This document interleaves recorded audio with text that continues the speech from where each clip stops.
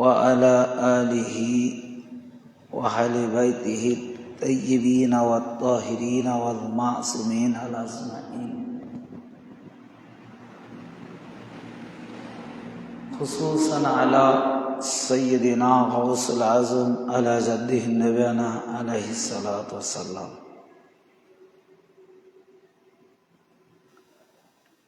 وقد قال الله تعالى في كلامه المجيد وفرقان الحميد: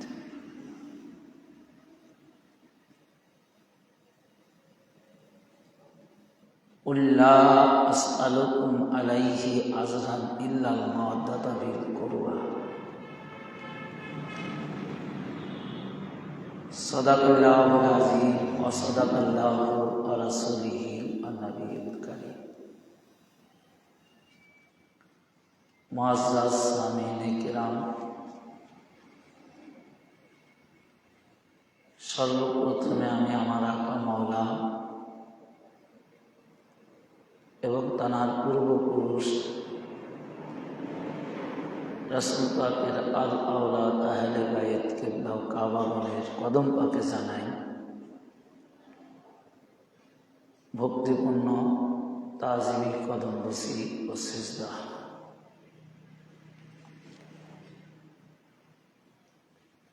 এছাড়াও আজকের এই জুমার নামাজ পড়ার নিমিত্তে যে সকল মুসল্লি কিরাম মসজিদে জুমার নামাজ পড়ার জন্য হাজির হয়েছেন, খাস করে সকল পীর ভাই ও বোনদের প্রতি লাইভ টেলিকাস্টের মাধ্যমে দেশ বিদেশ থেকে যে সকল শ্রোতাবৃন্দ আজকের এই আলোচনা শ্রবণ করছেন, সবার প্রতি রইল আমার আন্তরিক সালাম, অভিনন্দন, শুভেচ্ছা, মোবারকবাদ। আসসালামু আলাইকুম ওয়া রাহমাতুল্লাহি ওয়া বারাকাতুহু।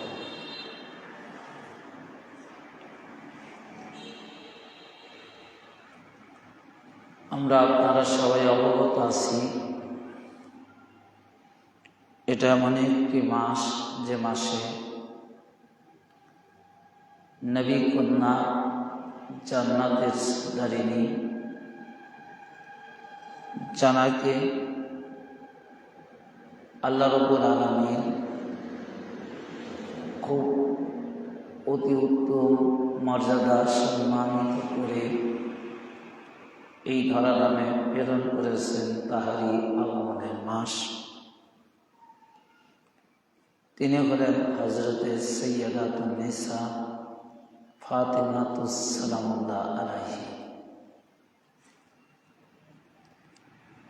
যাকে আল্লাহ রাব্বুল আলামিন পাক পাঞ্জাতনের একটি নূর পাক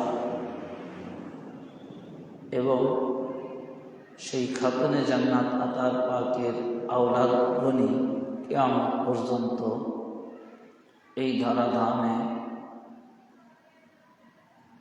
জাহিলিয়াত হালাতে গায়েবী হালাতে সমস্ত জায়গায় তানাদের ইমামত এবং তানাদের নেতৃত্বে এই কুল কায়নাত পরিচালিত হবে। সেই মা খাতুনে জান্নাত আতার পাকেরই আগমনের মাস এই মাসটি।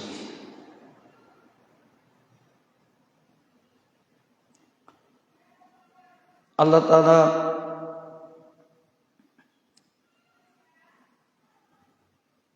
এমন কিছু ব্যক্তিদেরকে সৃষ্টি করেছেন যে যাদেরকে সৃষ্টি না করলে এই কুল কায়নাত আল্লাহ তাআলা সৃষ্টি করতেন না। সেই তানাদেরই একজন পাক পাঞ্জাতনের একজন উজ্জ্বল নক্ষত্র সাইয়্যিদাতুন নিসা ফাতিমাতুস সালামুল্লাহ আলাইহি। তানারই আগমনের মাস এই মাস। তো সাইয়্যিদাতুন নিসা মা খাতুনে জান্নাত আতার পাক তিনি কেমন ব্যক্তিত্ব ছিলেন আল্লাহ তাআলা তার মর্যাদা কতটুকু দিয়েছেন আমি সেটা হাদিসের আলোকে আজকের এই জুম্মায় আলোচনা করে ধরার চেষ্টা করব। যদি আমার আকা মাওলা তিনি আমার প্রতি দয়া করেন, কারণ তানার দয়া ছাড়া আমাদের বাক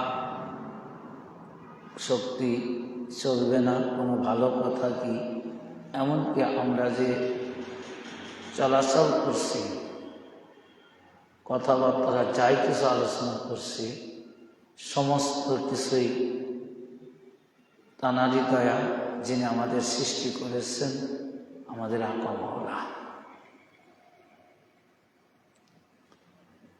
আল্লাহ তাআলা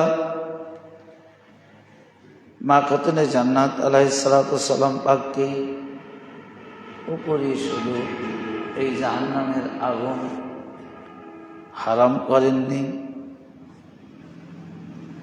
তারা প্রত্যেকটা আওলাদ পাক,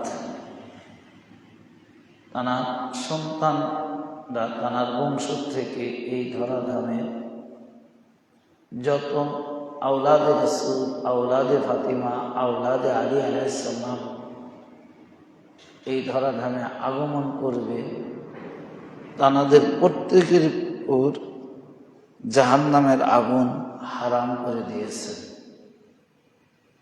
কে? আল্লাহ রাব্বুল আলামিন। তো এখানে একটি কথা আমি বলি, সেটা হলো এই যে মহান আল্লাহ রাব্বুল আলামিন যদি কাউকে বিনা হিসাবে জান্নাত দান করেন, কাউকে যদি বিনা হিসাবে জাহান্নামের আগুন থেকে রক্ষা করেন, তাহলে এটা কিন্তু সাধারণ মাখলুকাত হিসেবে যারা সৃষ্টি করে আল্লাহর সৃষ্টি জীব, তাদের কিন্তু এটা নিয়ে চিন্তা গবেষণা করার কোনো কিছু নেই। কারণ আল্লাহ রাব্বুল আলামিন তিনি অত্যাধিক দয়ালু, তিনি গফুর গাফফার, রহমান রাহিম। তিনি যাকে ইচ্ছা তাকে নিয়ামত দান করবে, যাকে ইচ্ছা তার থেকে নিয়ামত তুলে নেবে। এটা নিতান্তই আল্লাহ তাআলার কাজ, আল্লাহ তাআলার ইচ্ছা, আল্লাহ তাআলারই ইচ্ছা শামিল। কারণ তিনি কাকে কিভাবে বিচার করবে না করবে, এটা মহান আল্লাহ তাআলাই তিনি নির্ধারিত করবেন, তাঁর ইচ্ছা। তো আজকে দেখেন হুজুর পাক সাল্লাল্লাহু আলাইহি সাল্লাম থেকে আমি কয়েকটি হাদিস মা খাতুনে জান্নাত আতহার পাকের শানে তুলে ধরার চেষ্টা করব। যদি আমার মালিক মাওলা আমার প্রতি দয়া করেন, ইহসান করেন, করুণা করেন। তানার ইহসান, তানার করুণা ছাড়া আমরা একেবারেই বেকার। তো আমরা যদি যিনি আমাদেরকে এত ইহসান করেছেন, দয়া করেছেন, যেটা আমাদের এই ক্ষুদ্র জ্ঞানে তার প্রশংসা করার মতন ক্ষমতা আমাদের নাই, এত দয়া, এত ইহসান তিনি করেছেন। তার মধ্যে পাক পাঞ্জাতন হুজুর পাক সাল্লাল্লাহু আলাইহি সাল্লাম, মাওলা আলী আলাইহিস সালাম, মা খাতুনে জান্নাত এবং দুই ইমাম পাককে আল্লাহ তাআলা এত মর্যাদা দিয়েছেন, এত ভালোবেসেছেন, সেটা ভাষায় প্রকাশ করার মতো ক্ষমতা আমাদের অধমদের নেই। কারণ আল্লাহ কাকে ভালোবাসবে, কাকে প্যার করবে, কাকে মহব্বত করবে, সেটা আল্লাহ তাআলারই একান্ত নিতান্ত আল্লাহর ব্যাপার। তারপরে দেখেন আল্লাহ তাআলা কোরআনুল কারীমের মধ্যে একটা আয়াত পাক নাযিল করে দেন, কুল লা আসআলুকুম আলাইহি আজরান ইল্লাল মাওয়াদ্দাতা ফিল কুরবা। যে যখন সাহাবী আজমাইন কিরাম রিসালাতের বিনিময় হিসাবে হুজুর পাককে কিছু উপঢৌকন দেওয়ার নিয়ত করলেন যে রাসূল পাক সাল্লাল্লাহু আলাইহি ওয়াসাল্লাম এত কষ্ট এত ত্যাগের বিনিময় আমাদের অন্ধকার থেকে আলোর দিকে আনল।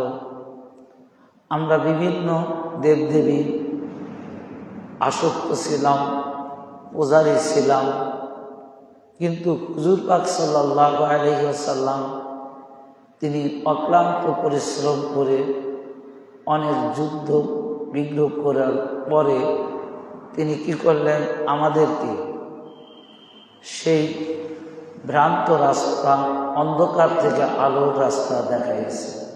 ইহে রাসূল পাক সাল্লাল্লাহু আলাইহি ওয়াসাল্লাম। কারণ রাসূল পাক সাল্লাল্লাহু আলাইহি ওয়াসাল্লাম যে জামানায় আবির্ভাব হয়েছেন সেই জামানাটা ছিল আইয়ামে জাহিলিয়ার যুগ, অন্ধকারের যুগ, অজ্ঞতার যুগ। সেই যুগে যুগের মানুষ এক আল্লাহকে তারা জানত না, চিনত না। বিভিন্ন দেব দেবীর পূজা অর্চনা, শিরিক বেদাত যুক্ত ছিল, খুন খারাপি দ্বারা ভরপুর ছিল। এক কথা আইয়ামে জাহিলিয়ার যুগ এক নামে পরিচিত জোর যার মূল্যক তার, অর্থাৎ যে ক্ষমতার বেশি ক্ষমতা সেই সমস্ত কিছু তার নেতৃত্বে ভোগ দখল করত। কিন্তু হুজুর পাক সাল্লাল্লাহু আলাইহি ওয়াসাল্লাম তিনি যখন সেই যুগে আগমন করলেন, সেই যুগে তিনি প্রকাশ পেলেন সেই ওয়াহদানিয়াতের এক আল্লাহ তাওহীদ নিয়ে, এবং এই জোর যার মূল্যকটা, এই প্রথাটা হুজুর পাক সাল্লাল্লাহু আলাইহি ওয়াসাল্লাম সেই যুগে সেই সমাজ থেকে তিনি দূরীভূত করে এক ওয়াহদানিয়াত, অদ্বিতীয় আল্লাহ কালিমা তাইয়্যিবা তিনি প্রতিষ্ঠিত করলেন যে তোমরা মুসলমান হও, আত্মসমর্পণ করো সেই আল্লাহ রাব্বুল আলামিনের কাছে, যিনি আমাদের খালিক, যিনি আমাদের মালিক, যিনি আমাদের রাজা। আজকে তোমরা ক্ষমতার অপব্যবহার করে বিভিন্ন দেবদেবীর পূজা অর্চনা করছো, আসলে এটা নিরেট বোকা, এর মধ্যে কোনো কিছু নেই। যদি প্রকৃতপক্ষে তোমাদের সাহায্য চাইতে হয়, ইবাদত করতে হয়, তাহলে তোমরা সেই এক আল্লাহর ইবাদত করো এবং তার কাছেই সাহায্য প্রার্থনা করো। তিনি ছাড়া আর কোনো মাবুদ ইলাহ নেই। তো যখন হুজুর পাক সাল্লাল্লাহু আলাইহি সাল্লাম এই তাওহীদের বাণী, একত্ববাদের বাণী মানুষের মাঝে প্রচার করলেন, প্রচারের মাধ্যমে দেখা গেল যে তখন আস্তে আস্তে হুজুর পাকের আদর্শের উপর মুগ্ধ হয়ে রাসূল পাক সাল্লাল্লাহু আলাইহি সাল্লামের উপর তারা বিশ্বাসী হয়ে সেই বিভিন্ন দেব দেবীর পূজা থেকে আস্তে আস্তে তারা কালিমা পড়ে মুসলমান হলো। এবং মুসলমান হবার পরে তারা এতটা উত্তম চরিত্রের অধিকারী লাভ করল যা মুসলিম হওয়ার আগে তাদের মধ্যে ছিল না। তখন তারা বুঝতে পারলে যে নিশ্চয়ই যিনি আমাদের এই দুনিয়ার জিন্দেগিতে যিনি আমাদের শান্তি দিয়েছেন, আমাদের উত্তম চরিত্র গঠনে যিনি আমাদের সার্বিকভাবে সাহায্য করেছেন, তো তিনি একমাত্র এই দুনিয়ার জগতের পরে যে আমরা একটি আলাদা জগৎ পাব, অর্থাৎ মৃত্যুর পর আখিরাত, যেখানে আমাদের কোনো আদি অনন্তকাল পর্যন্ত থাকতে হবে, যে যে জায়গার কোনো সীমা নেই, এক কথা সীমাহীনভাবে যেখানে আমাদের থাকতে হবে। তো এই জায়গার শান্তিতে বসবাস করার মতো যে কর্ম, সেটা রাসূল পাক সাল্লাল্লাহু আলাইহি সাল্লাম তিনি আমাদেরকে জানিয়ে দিবেন। তানার সহচর্যে থাকলে আমরা সেই আদি অনন্তকাল জায়গায় আমরা কি শান্তিতে বসবাস করতে পারব। তো বিভিন্ন দিক থেকে তানারা ভেবে তখন হুজুর পাক সাল্লাল্লাহু আলাইহি সাল্লাম মের ছায়াতলে এসে তারা কালিমা পড়ল, মুসলমান হলো। আর যখন মুসলমান হলো তখন তারা জোরজার মূল্য এই সমস্ত কিছু তারা ত্যাগ করে উত্তম চরিত্রের তৈরি গঠন এবং আল্লাহ তাআলার ইবাদত বন্দিগিতে তানারা কি করলো, রেজাবন্দি হাসিলের জন্য তানারা ধাবিত হলো। তখন তানারা চিন্তা করলো যে আমরা আজকে যদি রাসূল পাককে না পেতাম তাহলে তো আমরা অন্ধকারের মধ্যেই থেকে যেতাম। তো অন্ধকার থেকে আলোর দিকে যে রাসূল পাক আমাদেরকে আনায়ন করলেন, ইহদিনাস সিরাতাল মুস্তাকিম, এই সোজা সরল রাস্তার আলো যিনি আমাদের দেখালেন, তাহলে তার কিছু উদ্ভাবন দেওয়ার দরকার। এটা এখন আমাদের সমাজে কি বিরাজমান আছে, যে আমরা যার থেকে কিছু উপকার পাই, যার থেকে আমরা কিছু করুণা পাই, আর কিছু না করলেও তার সেই করুণার বিনিময় হিসেবে, আজরান হিসেবে তাকে একটু ধন্যবাদ জানাই। এটা একবারে তারপরে যে যতটুকু পারে সেই সম্মান অনুযায়ী সে আজরান কিন্তু প্রদান করে থাকে। তো যখন সাহাবী আজমাইন কেরাম হুজুর পাককে এই তাওহীদি রিসালাতের বিনিময় হিসেবে কিছু উপঢৌকন অর্থাৎ কিছু আজরান দেওয়ার জন্য নিয়ত করল, তো দুনিয়ার জিন্দেগিতে আমরা যাকে কিছু উপঢৌকন দেব, উপহার দেব, সেটা কিন্তু দুনিয়ারই কি সম্পদ হবে, দুনিয়ারই যে কোনো সম্পদ হবে, যত দামি হোক আর কম দামি হোক। রাসূল পাক সাল্লাল্লাহু আলাইহি সাল্লাম যে এই ধরাধারা আগমন করে যে মর্যাদা অর্থাৎ যে সম্পদ মানুষকে দিয়েছেন, এই সম্পদের আজরান মর্যাদার প্রতিদান দুনিয়ার কোনো সম্পদ হয় না, দুনিয়ার সাথে সম্পূর্ণ বেমেসাল।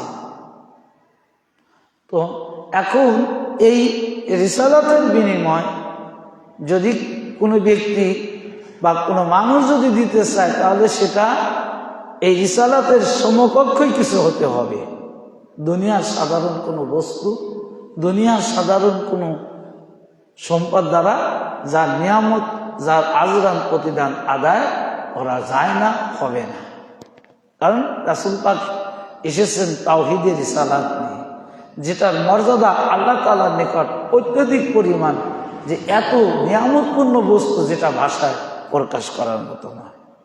তো সেই জন্য হুজুর পাক সাল্লাল্লাহু আলাইহি সাল্লামকে আল্লাহ তাআলা অগ্রিমভাবে জানিয়ে দিলেন যে ইয়া রাসূলুল্লাহ, ইয়া হাবিবাল্লাহ, হুজুর, যে আপনার সাহাবীরা আপনার মাধ্যমে আমি এক আল্লাহ পেয়েছে, তাওহীদ পেয়েছে, আপনি রাসূল, এই আমার একমাত্র মনোনীত নবী, শ্রেষ্ঠ নবী, সেই নবীকে পেয়েছে।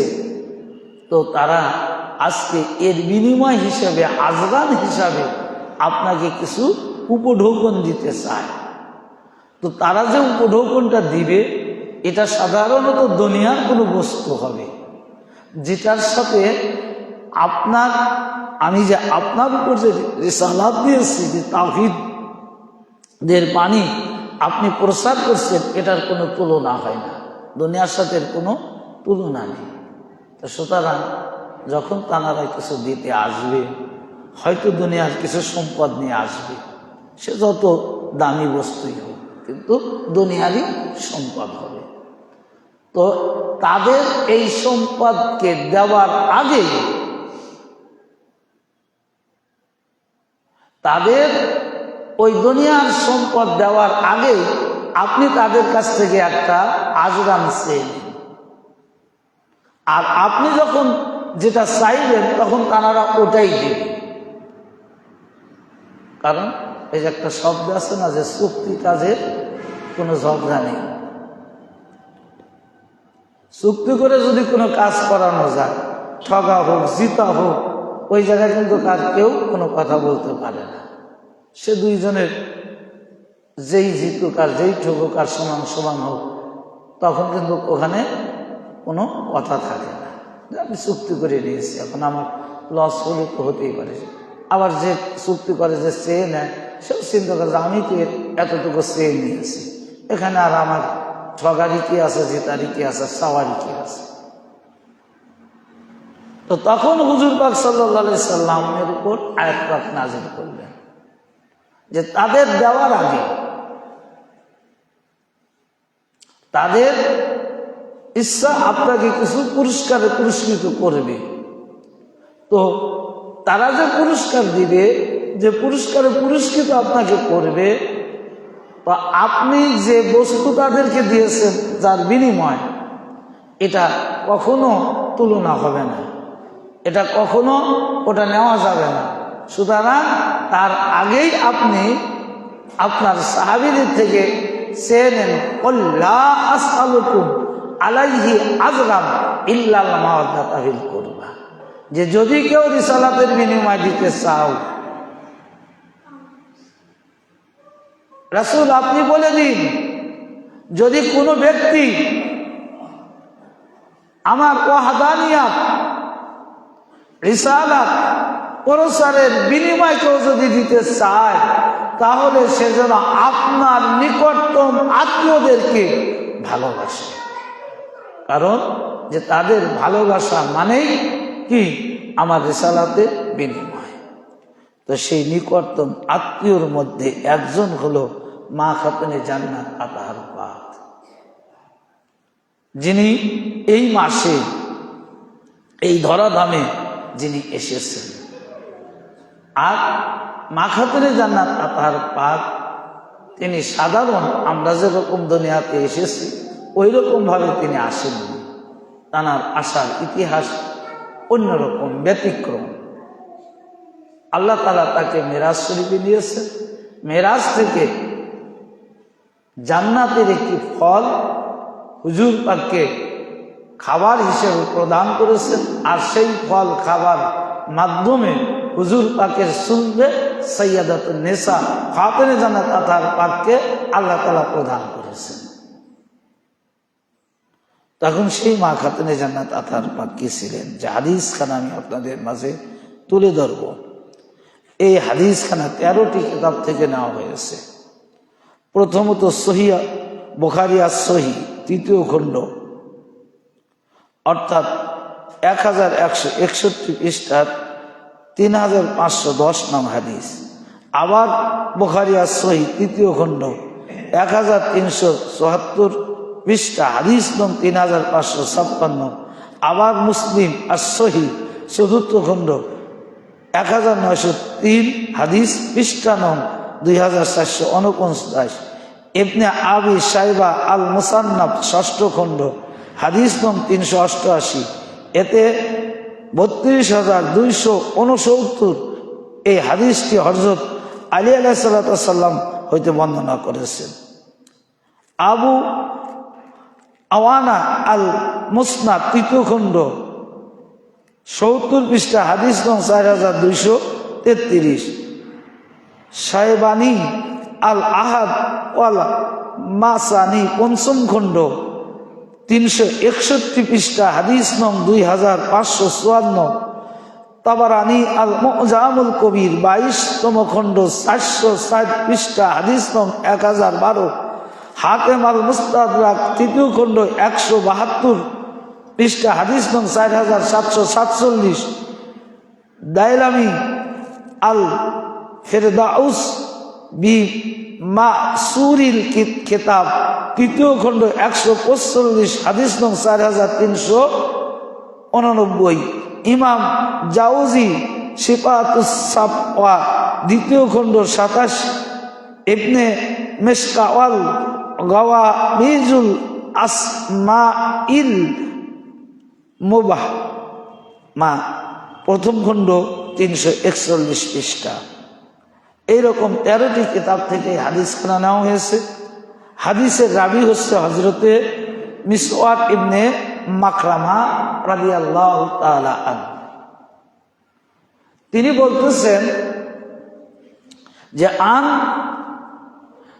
মিসওয়ার বিন মাকরামাতা আন্না রাসূলুল্লাহ সাল্লাল্লাহু আলাইহি ওয়া আলা আলিহি ওয়াসাল্লাম ক্বালা, তিনি বলেন ফাতিমাতু বিদআতুম মিন্নি ফামান আকদাবাহা আকদাবানি।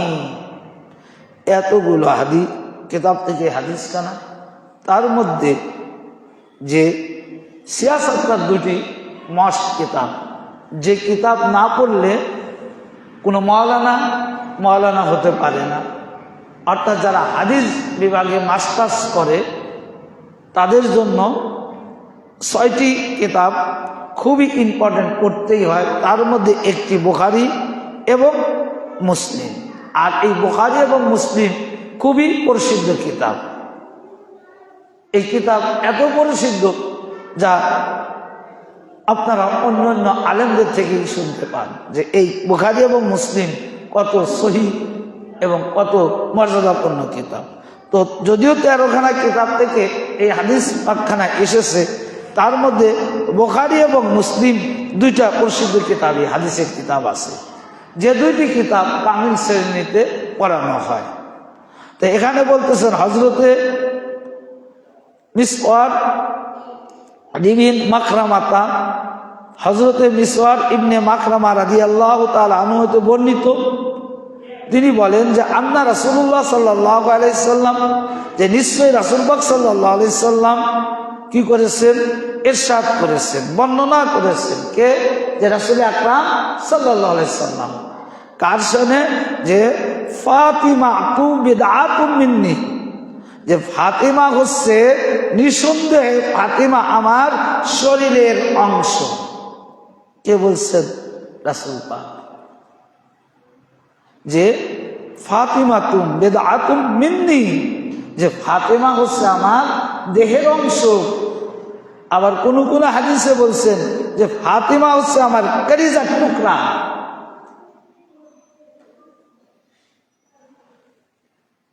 তারপরে তিনি বলতেছেন যে ফামান আকদাবাহা, যারা ফাতিমাকে রাগান্বিত করলো। হাদিসের লফজ গুলো একটু বুঝবেন যে আজকে আমরা কেন আহলে বাইতকে ভালোবাসি, কেন তাদেরকে আমরা ইত্তেবা করি, অনুসরণ করি। ভাই, এ রাসূল পাকের বাণী। তিনি বলতেছেন যে ফাতিমাতুম বিদআতুম মিন্নি ফামান আকদাবাহা আকদাবানি, যে ফাতিমা হচ্ছে আমার কি শরীরের অংশ, সুতরাং যে তাকে কষ্ট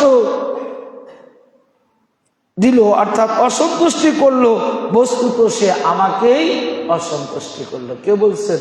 হুজুর পাক বলতেছেন।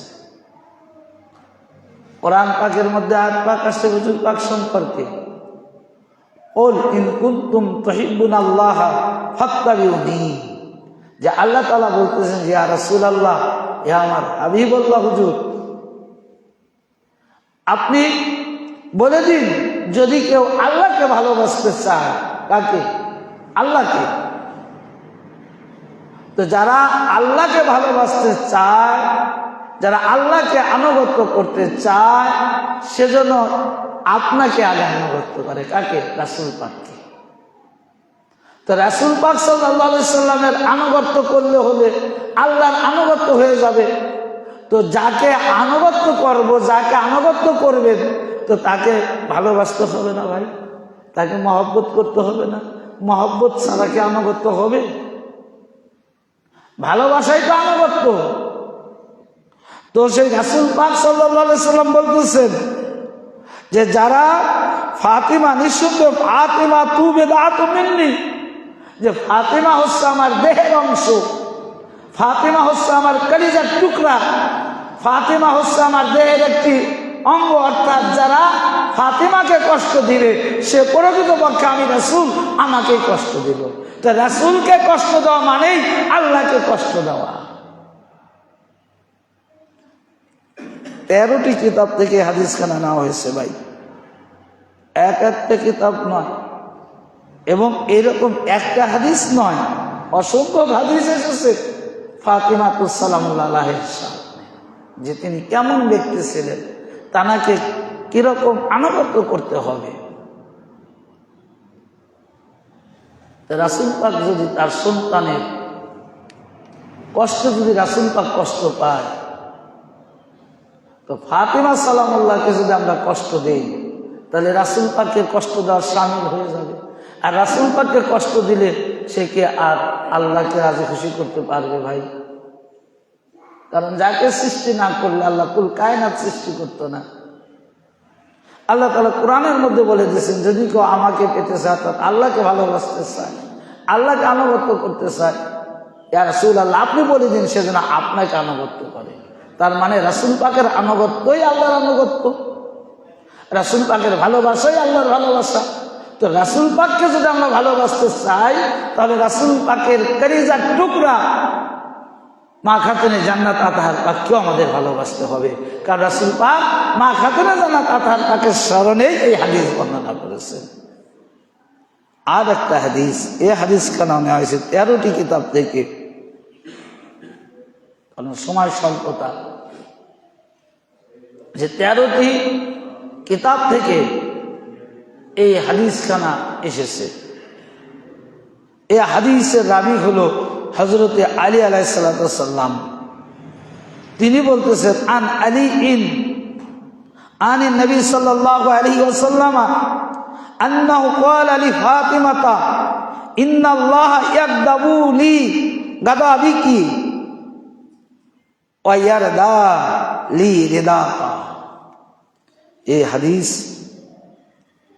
সে নবাবী, রাসূল পাক সাল্লাল্লাহু আলাইহি সাল্লাম মা খাতুনে জান্নাত আতাহার পাকের স্মরণে তিনি বলতেছেন কি, যে হযরত আলী আলাইহিস সালাম হতে বর্ণনা করেন যে আন আলী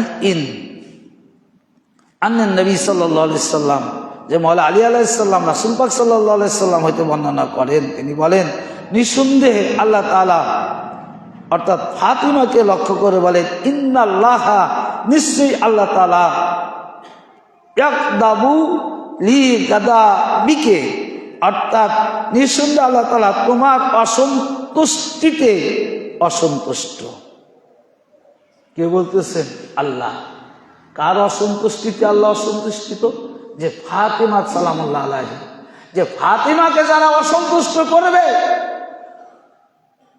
আল্লাহ অসন্তুষ্টিত হবে। নিঃসন্দেহে আল্লাহ বলতেছেন, যে রাসূল বলতেছেন, নিঃসন্দেহে ইন্নাল্লাহ নিশ্চয়ই আল্লাহ তাআলা ইয়াকদাবু লি গাদাবিকে, যে নিশ্চয় আপনার অর্থাৎ ফাতিমার অসন্তুষ্টিতে আল্লাহ অসন্তুষ্টি,